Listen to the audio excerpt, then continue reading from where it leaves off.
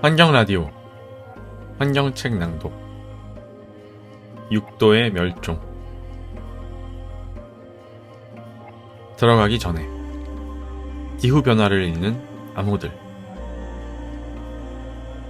이 책을 대중에게 설명하면서 나는 대부분의 사람들이 지구기온이 2도씨, 4도씨, 6도씨씩 올라가는 것이 무엇을 의미하는지 전혀 모른다는 사실을 깨달았다. 밤과 낮의 기온차가 15도씩 나는 것을 생각하면 그 정도의 변화는 대수롭지 않게 여겨질 수 있다. 목요일의 기온이 수요일보다 6도씨 높다는 것은 외투를 집에 두고 나오면 된다는 의미일 뿐이다. 하지만 지구의 평균 기온이 6도씩 상승한다는 것은 차원이 다른 이야기이다. 이쯤에서 지구온난화에 관한 과학적인 배경 지식이 없는 독자를 위해 대략적인 설명을 하겠다. 지구온난화는 대기 중에 온실가스 농도가 짙어지면서 지구의 기온이 올라가는 것을 말한다. 온실가스는 지구 주위를 담요처럼 둘러싸서 온난화의 효과를 내는 기체이다. 이 가스는 장파인 태양의 적외선을 통과시키지 않기 때문에 온실 효과를 유발한다. 즉, 단파인 태양빛은 온실가스의 층을 바로 통과한다. 하지만 그 태양빛이 지구에 닿았다가 다시 복사될 때에는 파장이 길어짐으로써 가스층을 통과하지 못하고 갇히게 된다. 이는 온실의 유리가 태양열을 받아들이면서 내부열을 가두는 것과 같은 이치이다. 대기 중에 온실가스가 없다면 지구기온은 영하 18도씨가 될 것이다. 산업혁명 이후 대표적인 온실가스 중 하나인 이산화탄소의 농도는 30%가량 늘었으며 그 다음으로 많은 온실가스인 메탄의 농도는 2배로 증가했다. 시기마다 차이가 있지만 지난 150년 동안 지구기온은 0.8도씨쯤 올라갔으며 21세기 들어 이산화탄소 농도가 빠르게 오르고 있는 만큼 기온의 변화폭도 클 것으로 보인다. 과거에 이미 많은 양의 온실가스가 배출되었지만 앞으로 인류의 경제활동이 더욱 왕성해지면 온실가스 배출량도 기하급수적으로 증가할 수밖에 없기 때문이다.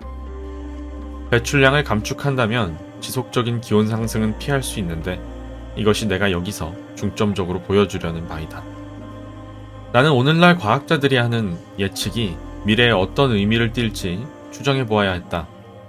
인간이 거주할 수 있는 땅이 줄어드는 세상에서 중국은 시베리아를 침공하여 북극의 생활권을 확보하려 들 것이 아닌가? 히말라야 일대의 상수원이 줄면서 물 부족 현상이 심화되고 그로 인해 인도와 파키스탄 간의 갈등이 깊어지면서 핵전쟁이 터지는 게 아닐까? 그런 일들이 실제로 일어나리라고 상상하는 것은 어리석은 짓일지도 모른다. 역사는 이러한 결정론적 세계관이 허용될 만큼 예측 가능한 게 아님을 오랜 세월 증명해왔다. 하지만 한 가지만은 확실하다. 21세기의 역사를 그림으로 그린다면 그 배경은 기후변화가 되리라는 점이다. 그런 만큼 미리 준비하는 자세가 필요하다. 1도씨 상승.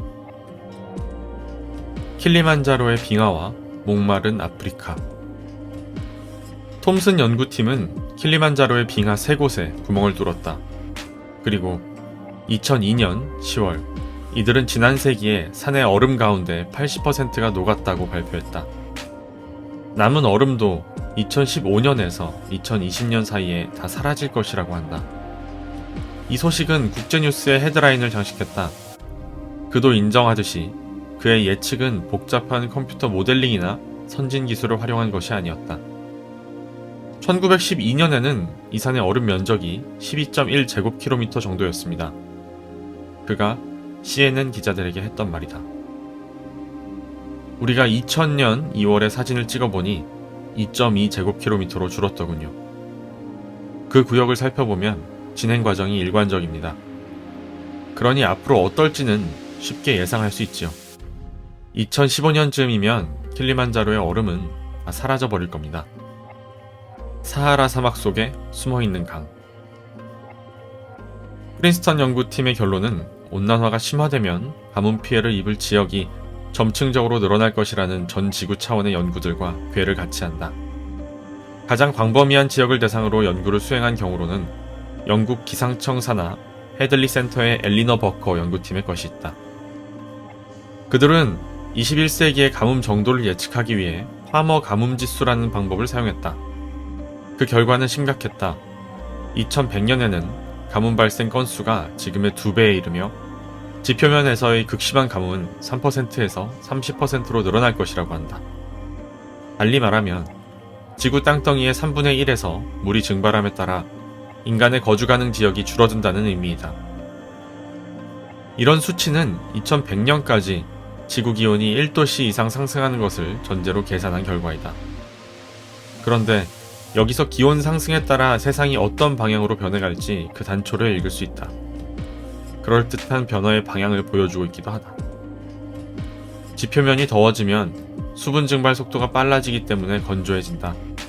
그리고 그만큼 식물들이 말라붙고 그러다 큰 비가 오면 표토에 남은 것들은 간단히 쓸려나간다. 같은 지역에 홍수와 가뭄이 동시에 닥친다니 좀 이상하다. 하지만 때때로 폭우가 집중적으로 쏟아지다가 건조한 날들이 이어지는 일이 벌어질 수 있다. 이 시나리오는 사헬 지역에서 현실화될 가능성이 높다. 강수량의 총량이 늘어나되 폭우의 형태로 집중되고 장기적으로 집요하게 가뭄이 닥칠 수 있는 것이다. 작아지는 북극. 한마디로 폴란드 연구팀의 결론은 온실가스 배출 감축 프로그램을 실행하는 것만이 기후의 재앙에서 벗어나는 유일한 기회라는 것이다. 하지만 우리에게는 시간이 얼마 없다. 이 글을 쓰고 있는 지금 북극해 얼음이 그 어느 때보다 많이 줄 것이라는 소식이 들린다. 아직 여름이 한 달 더 남았고 그만큼 앞으로 녹는 얼음덩어리의 양도 많을 것이다. 그렇다면 북극해의 얼음이 왜 그리 중요할까? 다음 장에서 설명하겠지만 얼음이 없다면 북극의 상징적인 동물인 북극곰이나 바다표범도 멸종할 것이다. 그뿐만 아니라 북극에서 멀리 떨어진 우리 집에도 그 영향이 있을 것이다. 콜로라도에 있는 국립빙설자료센터의 수석연구원 테드 스캔보스의 말처럼 북극해의 얼음이 사라지면 지구 전체의 날씨도 크게 변한다는 사실을 알아야 한다. 퀸즐랜드의 개구리는 어디로 가야 할까? 백화현상 때문에 산호초가 위협받고 있다고 한 회의 굴드버그의 1999년 논문은 발표 즉시 세계의 이목을 집중시켰다. 그는 세계 여러 지역에서 산호가 견딜 수 있는 해수온의 한계치를 조사한 뒤 그 수치를 21세기의 해수온 상승 모델에 적용했다. 그 결과는 경악할 만한 것이었다. 지구 기온이 1도씨 이내로 상승하더라도 2020년이면 바닷물의 온도가 대폭 상승하고 그로 인해 호주 그레이트 베리어 리프에는 1998년과 같은 대대적인 백화 현상이 널리 나타나리라는 예측이었다. 백화가 심한 산호초의 경우 원상 회복하는 데 30여 년이 걸리므로 만약 매년 백화 현상이 발생한다면 그가 논문에 쓴 것처럼 생태계는 완전히 회생 불능에 빠지고 말 것이다.